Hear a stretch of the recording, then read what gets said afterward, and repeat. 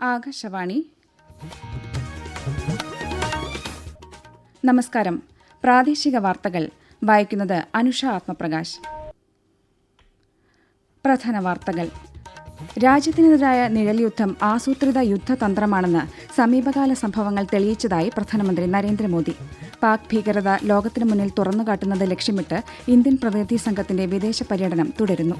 കേന്ദ്ര സംസ്ഥാന ഗവൺമെന്റുകൾ യോജിച്ച് നടപ്പിലാക്കുന്ന പദ്ധതികൾ രാജ്യത്തിന്റെ ഫെഡറൽ സംവിധാനത്തിലെ പരസ്പര സഹകരണത്തിന് ഉത്തമ ദൃഷ്ടാന്തങ്ങളാണെന്ന് മുഖ്യമന്ത്രി പിണറായി വിജയൻ.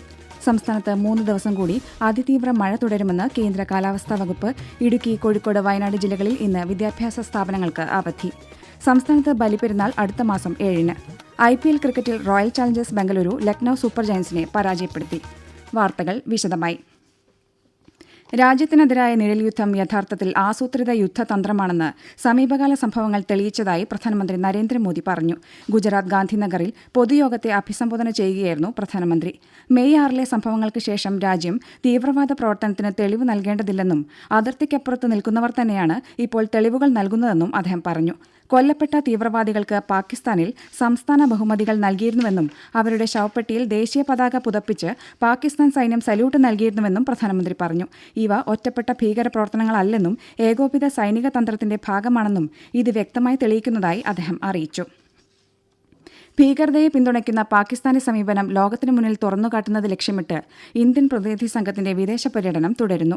BJP MP രവിശങ്കർ പ്രസാദിന്റെ നേതൃത്വത്തിൽ സർവകക്ഷി സംഘം ഫ്രാൻസ് സന്ദർശനം പൂർത്തിയാക്കി ഇന്ന് റോമിലേക്ക് തിരിക്കും. ഇന്നലെ സംഘം ഫ്രാൻസിന്റെ തലസ്ഥാനമായ പാരീസിൽ ഉന്നത നേതാക്കളുമായി കൂടിക്കാഴ്ച നടത്തി.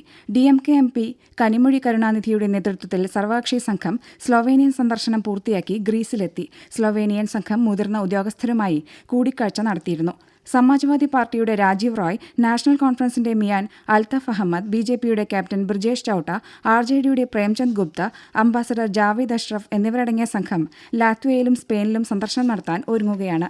കോൺഗ്രസ് MP ശശി തരൂരിന്റെ നേതൃത്വത്തിൽ സർവകക്ഷി സംഘം പനാമയിലെത്തി. JDU MP സഞ്ജയ് കുമാർ ഛായയുടെ നേതൃത്വത്തിലെ മറ്റൊരു സർവകക്ഷി സംഘം സിംഗപ്പൂരിലെ വിദേശകാര്യ ആഭ്യന്തര സഹമന്ത്രിയുമായി കൂടിക്കാഴ്ച നടത്തി. ഖത്തർ സന്ദർശനം പൂർത്തിയാക്കിയ സുപ്രിയ സുലെ MPയുടെ നേതൃത്വത്തിലെ സംഘം ഇന്നലെ ദക്ഷിണാഫ്രിക്കയിലേക്ക് പുറപ്പെട്ടു. ഓപ്പറേഷൻ സിന്ദൂറിന്റെ വിജയം ആഘോഷിക്കുമ്പോൾ ഇന്ത്യൻ സൈനികരുടെ ധീരതയെ അഭിവാദ്യം ചെയ്യുന്ന ആകാശവാണി പരമ്പരയിൽ ഇന്ന് 1962-ലെ ചൈന ഇന്ത്യ യുദ്ധത്തിൽ വീരമൃത്യു വരിച്ച പരംവീര ചക്ര പുരസ്കാര ജേതാവ് സുബേദാർ ജോഗീന്ദർ സിംഗിനെ അനുസ്മരിക്കുന്നു. Desk report.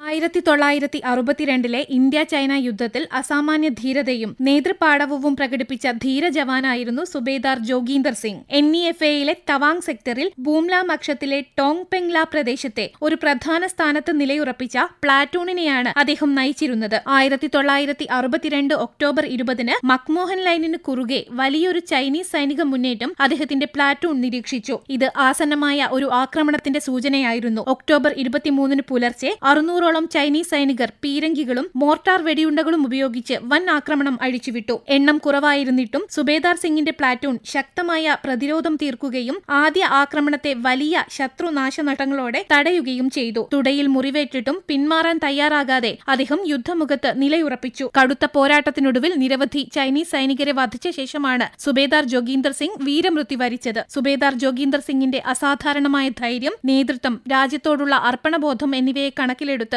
മരണാനന്തരം പരമോന്നത സൈനിക ബഹുമതിയായ പരംവീര ചക്ര നൽകി അദ്ദേഹത്തെ രാജ്യം ആദരിച്ചു.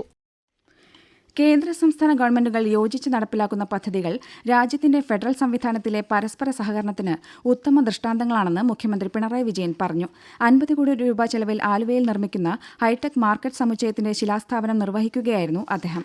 ആലുവയിലെയും പരിസര പ്രദേശങ്ങളിലെയും വികസനത്തിനായി കിഫ്ബി വഴി 300 കോടി രൂപയുടെ പ്രവർത്തനങ്ങളാണ് നടത്തിവരുന്നത്. പുതിയ മാർക്കറ്റ് സമുച്ചയത്തിലേക്കുള്ള റോഡിന്റെ നിർമ്മാണത്തിനായി 10 കോടി രൂപ നീക്കിവച്ചിട്ടുണ്ടെന്നും മുഖ്യമന്ത്രി പറഞ്ഞു. പദ്ധതികൾ തയ്യാറാക്കുന്ന കാര്യത്തിലും അത് നടപ്പിലാക്കുന്നതിലും കേരളം ഒരുപടി മുന്നിലാണെന്ന് ചടങ്ങിൽ മുഖ്യാതിഥിയായി പങ്കെടുത്ത കേന്ദ്ര സഹമന്ത്രി ജോർജ് കുര്യൻ പറഞ്ഞു. മന്ത്രിമാരായ സജി ചെറിയാൻ, P രാജീവ് ഉൾപ്പെടെയുള്ളവർ ചടങ്ങിൽ പങ്കെടുത്തു.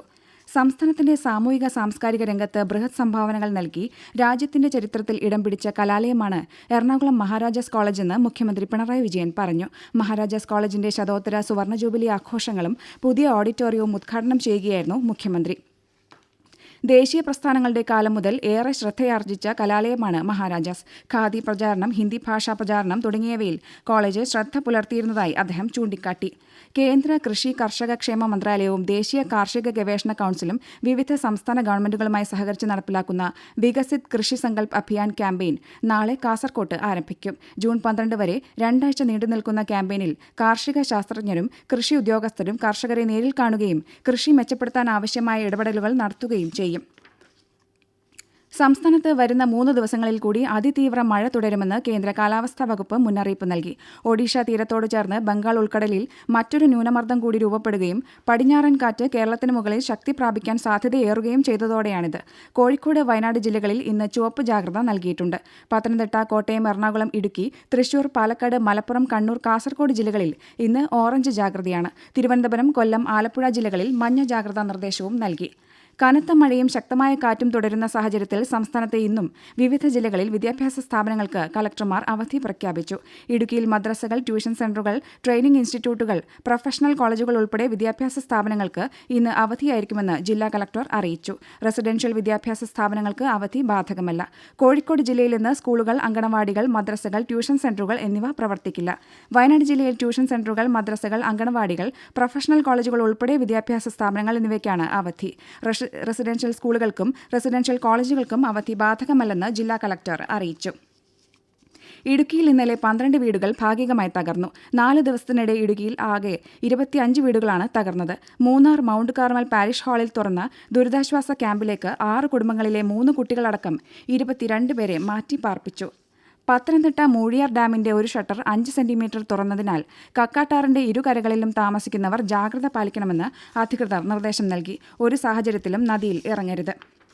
കണ്ണൂർ ജില്ലയിൽ ഇതുവരെ 101.47 ഹെക്ടർ ഭൂമിയിലായി 4.5 കോടിയോളം രൂപയുടെ കൃഷിനാശം സംഭവിച്ചതായി കൃഷിവകുപ്പ് അറിയിച്ചു.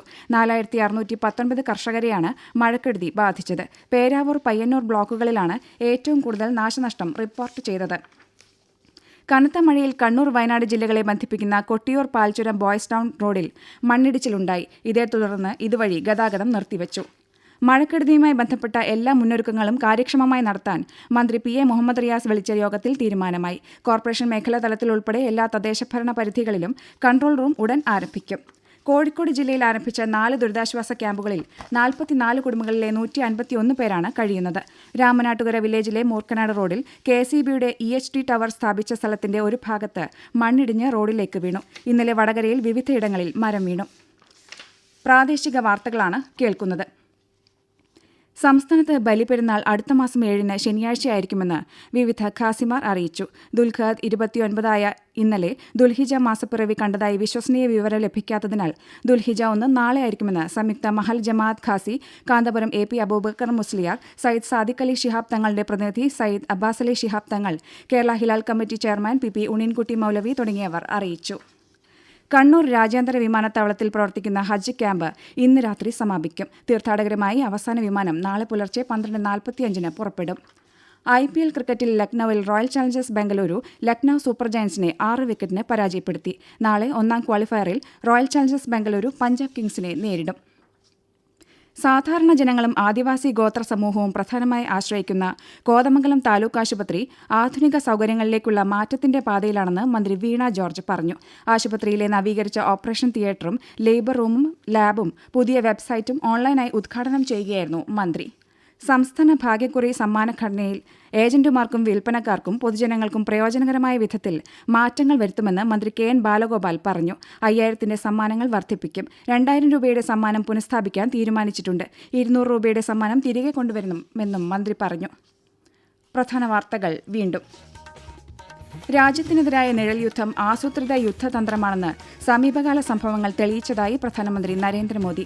പാക് ഭീകരത ലോകത്തിനു മുന്നിൽ തുറന്നുകാട്ടുന്നത് ലക്ഷ്യമിട്ട് ഇന്ത്യൻ പ്രതിനിധി സംഘത്തിന്റെ വിദേശ പര്യടനം തുടരുന്നു. കേന്ദ്ര സംസ്ഥാന ഗവൺമെന്റുകൾ യോജിച്ച് നടപ്പിലാക്കുന്ന പദ്ധതികൾ രാജ്യത്തിന്റെ ഫെഡറൽ സംവിധാനത്തിലെ പരസ്പര സഹകരണത്തിന് ഉത്തമ ദൃഷ്ടാന്തങ്ങളാണെന്ന് മുഖ്യമന്ത്രി പിണറായി വിജയൻ. സംസ്ഥാനത്ത് 3 ദിവസം കൂടി അതിതീവ്ര മഴ തുടരുമെന്ന് കേന്ദ്ര കാലാവസ്ഥാ വകുപ്പ്. ഇടുക്കി, കോഴിക്കോട്, വയനാട് ജില്ലകളിൽ ഇന്ന് വിദ്യാഭ്യാസ സ്ഥാപനങ്ങൾക്ക് അവധി. സംസ്ഥാനത്ത് ബലിപെരുന്നാൾ അടുത്ത മാസം 7-ന്. IPL ക്രിക്കറ്റിൽ Royal Challengers Bengaluru Lucknow Super ജയൻസിനെ പരാജയപ്പെടുത്തി. പ്രാദേശിക വാർത്തകൾ കഴിഞ്ഞു. അടുത്ത വാർത്താ ബുള്ളറ്റിൻ 7:25-ന്.